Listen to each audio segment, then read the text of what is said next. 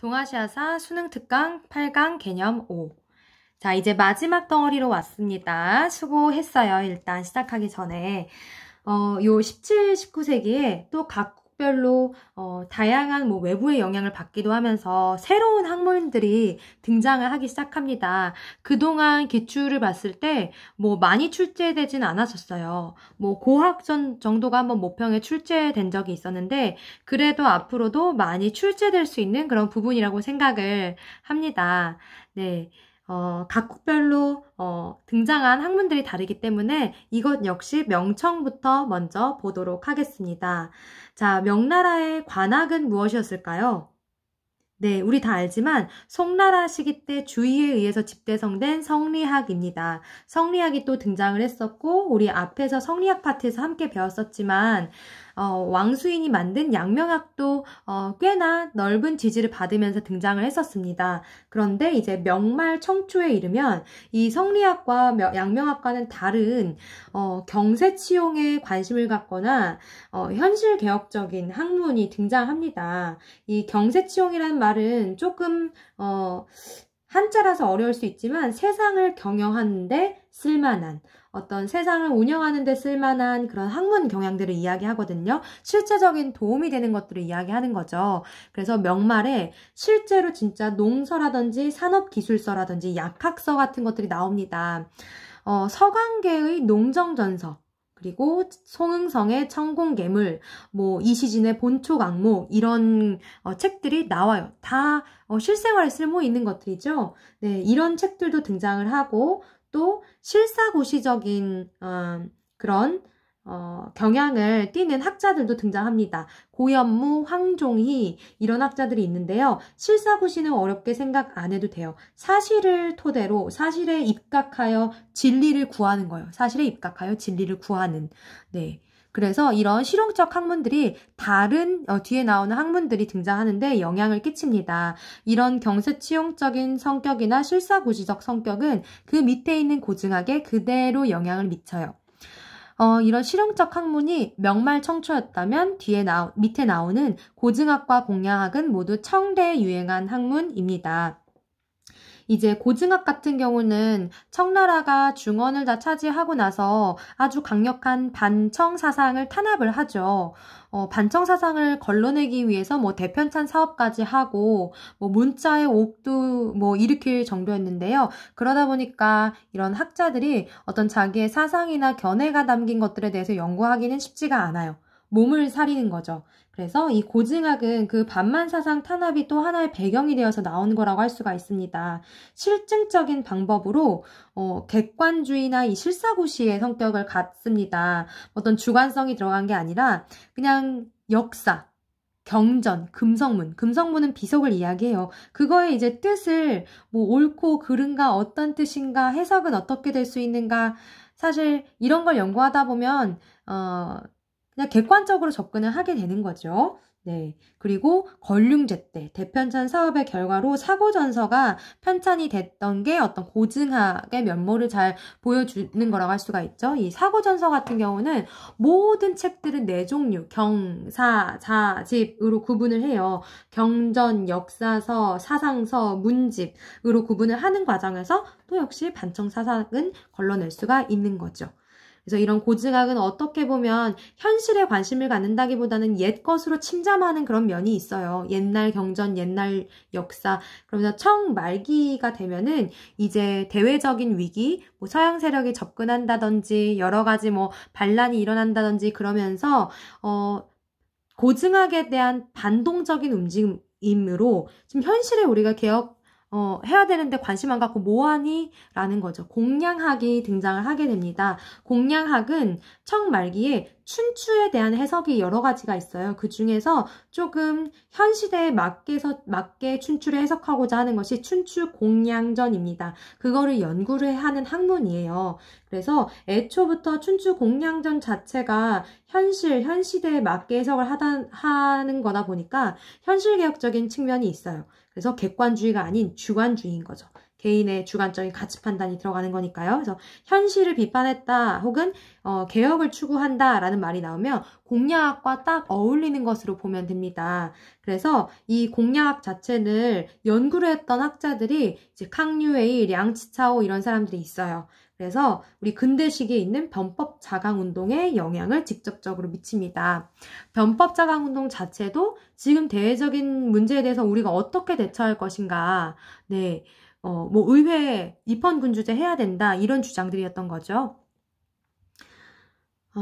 네, 이제 명청대 이런 고증학과 공략학 잘 구분을 해두시고요. 그다음에 조선으로 갈 겁니다. 조선 역시 관학은 성리학이에요. 뭐 단순히 관학으로 이야기하기에는 조선은 너무나 성리학의 나라였어요. 그 지배층 역시 성리학적인 이념으로 통치를 하려고 했었고 일반 백성들까지도 뭐 향약이나 이런 것들을 통해서 사회 규범으로 깊이 있게 뿌리 내렸던 게 성리학이에요. 그러다 보니까 조선에서 양명학은 거의 발을 붙이지 못합니다. 단지 소수의 학자들만 연구를 했을 뿐인데요. 17세기 정제도를 위시한 그와 그의 학자들이 이제 강화 학파를 형성했을 뿐 영향력은 미미했죠. 네.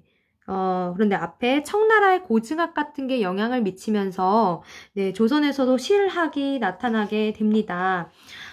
여기에 이름이 나와 있지 않아도 우리 한국사 공부했으면 알고 있으면 큰 도움이 될 거예요. 토지개혁을 위주로 개혁안을 주장했던 중농학파, 뭐 유형원, 이익, 정약용 이런 사람들이 있고요. 그 다음에 상공업, 진흥을 시키자, 청나라 문물을 배우자, 북학파라고도 할 수 있는 중사학파가 홍대용, 박지원, 박재가입니다.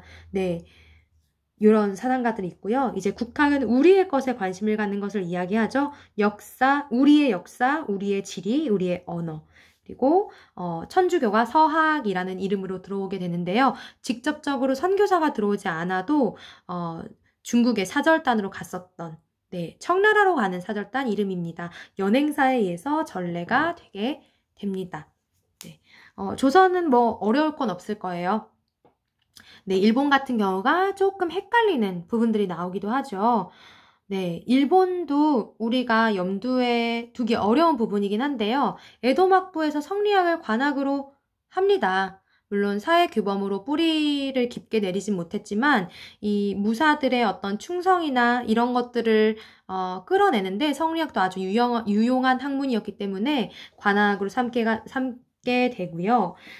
수특에는 양명학이 없기는 하지만 일본에서도 네, 어느 정도 수용이 됐었다라는 것 정도는 알고 있어야 해요. 나카에도주라는 사람이 주로 연구를 했고요. 이 양명학에서 왜 모두가 누구나 양지를 키우기만 하면 성인이 될 수 있다라는 주장의 평등 사상이 내포되어 있다고 했었죠. 그러면서 이 평등이라는 또 개념이 이제 많은 영향을 끼치게 됩니다. 네, 중요한 부분이 요거 3개예요. 고학과 국학과 난학. 네, 누가 주장했고 어떤 특성이 있는지를 잘 구분을 해둡시다. 네, 고학. 옛 꽃자예요. 옛 꽃자. 옛날 유학으로 돌아가고자 한다는 거죠. 그래서 공자와 맹자가 나왔던 시대의 유학으로 복귀를 하자. 그러면서 현실 문제에도 꽤나 관심을 갖고 있습니다. 이토진사이가 이제 성리학을 집대성했던 주자를 비판을 하죠. 그리고 오규소라이는 우리 고대로 가서 고대 성인의 도가 중요하다.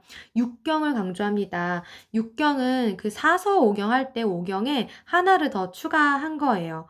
시경, 서경, 주역, 예기, 춘추에 음악의 악자가 들어간 악기까지 네, 포함을 한 건데 이 고대를 강조하고 있다라는 면을 중점적으로 보면 됩니다. 그리고 현실 문제에도 관심을 가졌다. 옛 꽃자를 쓴 고학이에요. 공맹시대 고대 유학으로 가자. 이제 국학입니다. 국학은 나라 국자죠? 네, 우리가 짱이야 라고 하는 겁니다. 우리 일본이 진짜 우월해. 라고 하는 건데요. 그 우월함의 근거를 어디서 갖고 오냐면 일본의 언어와 문학과 신화, 뭐 아마테라스 오미카미가 등장하는 그 신화에서 갖고 오는 거예요. 그래서 일본 고대의 참모습을 이해하면 네, 이제 천황 신격가로 가게 되는 거고, 아마테라스 오미카미와 이제 일치를 또 가져오게 되는 거고 하게 되는 거죠. 그래서 모토오리 노리나가가 연구를 했었던 거는 나라 시대에 나온 역사서인 고사기예요. 그래서 고사기 전입니다. 그래서 외래의 사상이 아니라 일본 고대 신화로부터 끌어오게 되는 겁니다. 근데 고대를 연구하다 보면 아까 얘기했던 것처럼 천황은 아마테라스 오미카미의 후손이네? 그런데 왜 지금 천황은 쇼군한테 밀려있지? 왜 쇼군이 실질적인 통치자지? 라는 사상에 영향을 미치게 되는 겁니다. 그래서 천황을 높이자라는 존왕운동에 영향을 끼치게 되고요. 자연스럽게 이 존왕운동은 막부 말기에 막부를 타도하자라는 운동에 영향을 끼치게 되는 겁니다. 네, 이게 국학입니다. 선생님은 고학하고 국학 처음에 접했을 때 많이 헷갈렸어요. 근데 고학은 옛 고자, 국학은 나라 국자. 일본의 신화에서 막 그 자존감 막 상승하고 뿜뿜하는 그런 국학이라고 생각하면 되고요. 마지막 나나학은 잘 알 겁니다. 네덜란드로부터 들어온 학문이죠. 우리 앞에서도 언급이 됐었지만 나가사키 상관을 네덜란드 사람들이 거기만 이용을 하게 되는 때가 1641년이었어요. 그 나가사키 대지마에 상관을 뒀던 게요. 서양 학문이 들어오게 되고요. 이제 막부에서는 난학교습소를 통해서 뭐 네덜란드의 과학이나 의학 같은 것들을 받아들이게 되죠. 그 난학의 가장 큰 결과물이 스기타 겐바쿠의 해체신서라고 합니다. 이 해체신서 출간 연도에 대해서는 1773년이라고도 보기도 하는데요. 이제 정확하게는 이제 1774년이 맞는 걸로 해서 뭐 이렇게 기억해 놓으면 좋을 것 같은데 뭐 이거의 연도 자체를 묻는 건 아니니까 18세기 정도다라고 기억을 해두면 깔끔하겠습니다.